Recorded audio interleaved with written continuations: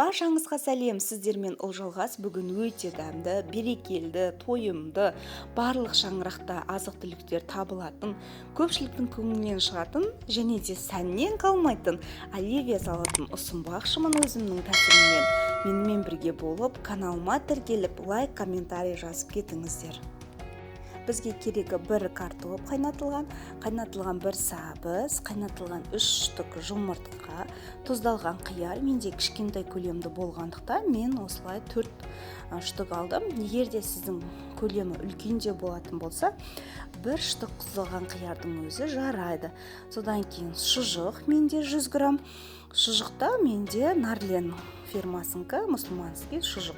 Шұжықтың орнына сіздер үй тұрмысында қайнатылған етті, майсыз етті алсаңыздар да болады. Міне барлығын осылай майда етіп турадым.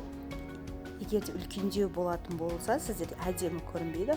Барлықтарын осындай бір тексті майда етіп турауға тырысыңыздар. Уайымдамаңыздар, араластырған кезде ол езіліп те кетпейді, осылай әдемі болып шығады. Мен бастапқыда ірі турайтынмын, қазір осылай майда етіп турайым, дастарханға ұсынған кезде өте әдемі көрінеді және дәмді болады. Мінекей барлығын осылай кішілеу етіп 4 бұрышты қылып турап шықтым. Осы жерде айтып кететін жағдай, менде жұмыртқаны піскеннен кейін мұздай суға салуды ұмытып кетіппін. Егер де жұмыртқаны пісіріп жатқанда, пісіп болғаннан кейін мұздай суға салсаңыздар болады, немесе пісіріп қайнап жатқан кезде 1 штук лимон немесе тұз салып жіберсеңіздер, жұмыртқаңыздың қабығы әдемі ашылады. Мінекей жақсылап піскен 3 жұмыртқа салдым.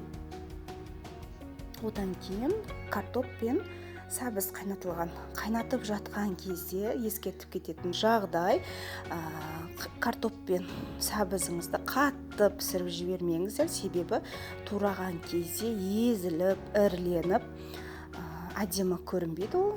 Сол себепті қатты пісіріп жібермеңіздер.